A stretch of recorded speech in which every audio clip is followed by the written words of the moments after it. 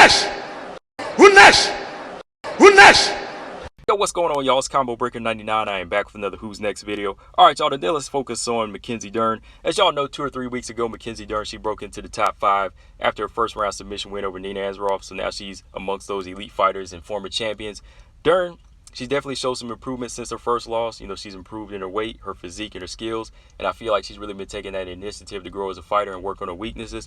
And, you know, it's been showing in every fight.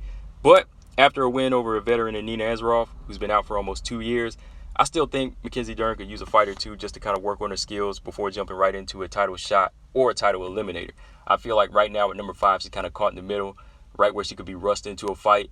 And she's also, you know, working on that path to becoming a complete fighter. So with that being said, I feel like it wouldn't hurt to jump in there with another veteran or a top 10 fighter that offers a challenge.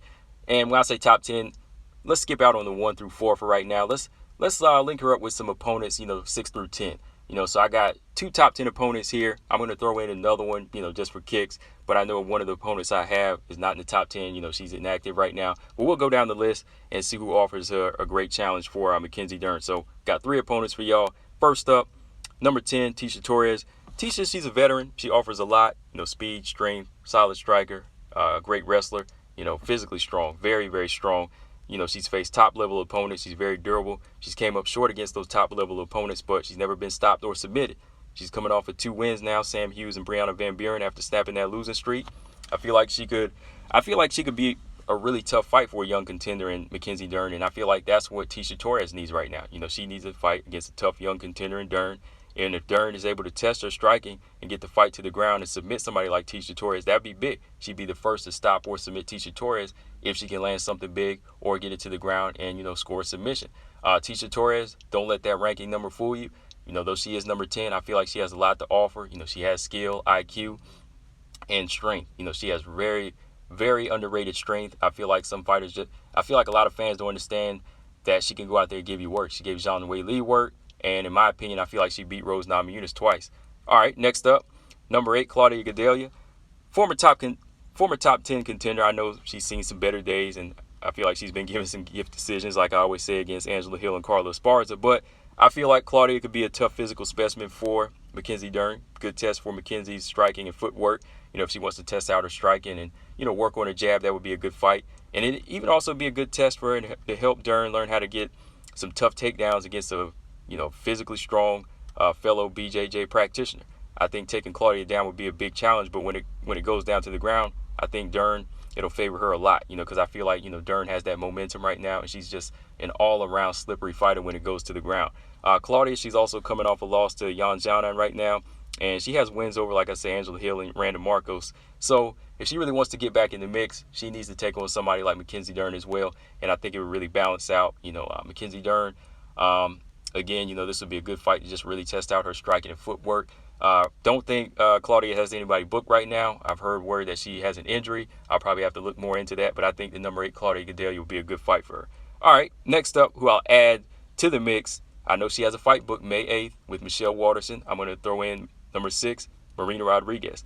I prefer Marina Rodriguez against Wmma, but if Wmma doesn't want to take that fight, then this would be a good match for Dern as well. Rodriguez, she's coming off a big win over Amanda Ebos. She's faced some solid contenders like Esparza, Tatiana Suarez, Cynthia Calvillo, Randa Marcos, and now if she beats Michelle Waterson, you can add that name to the mix, and this would be a good tough fight for her. If Dern could get this fight, then she'd have to have that big test of overcoming the striking of Rodriguez, and that would push her even higher. Style-wise, it'd be a fun fight to watch. Striker versus grappler turning striker. How will Dern get in on the reach of Rodriguez? Will she respect the power? Or will she become the first to submit Rodriguez?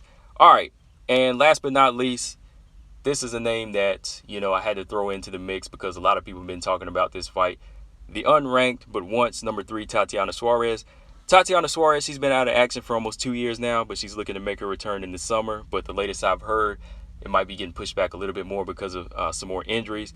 But let's just say if Tatiana Suarez was in the mix, this would be a good opponent for her, the perfect opponent for her to return against. For Dern, this is another test against a very physically strong specimen, you know, solid wrestler, one of the best wrestlers in strawweight. And I feel like this will be another test for Mackenzie Dern as far as getting takedowns, being able to utilize her striking and see how far she's come. because I know there's been a lot of people, and even myself, I feel like throughout the past few fights and just the past few years, I feel like Mackenzie Dern has taken her striking to another level. For Tatiana Suarez, being out with the injury, I don't know how far she's come, or how much she's worked on during that downtime, because she's had to, take a lot of breaks.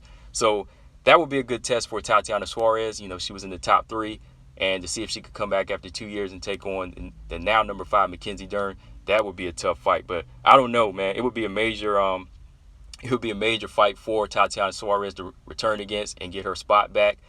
Man, I would actually favor Tatiana Suarez if this was 2019 or if she was still active. But right now, I would have to say it's 50-50 or maybe just a little bit in favor of Mackenzie Dern right now. I mean, you guys let me know what y'all think in the comment section. But yeah, that's what I got for Mackenzie Dern's Who's Next, Tecia Torres, Claudia Gadelha, Marina Rodriguez, and Tatiana Suarez. Who do y'all think? I know some of y'all want to see her in the title shot or a title eliminator right now. Y'all want to push her in there with Wmma. Y'all want to push her in there with the winner of Carla Esparza versus Yan Xiaonan. I don't think she's ready for that yet. Just from the outside looking in, she's at number 5. No need to rush it. Let's go ahead and get some more fights in, work on that striking, work on that footwork, and take on a tough contender like I said, like Tecia Torres. Really test herself, build that name up. No need to rush it. She's still young. That's all I got, guys. Let me know in the comment section again who y'all think should be next for Mackenzie Dern. Combo Breaker 99. I'm out. Subscribe. Peace.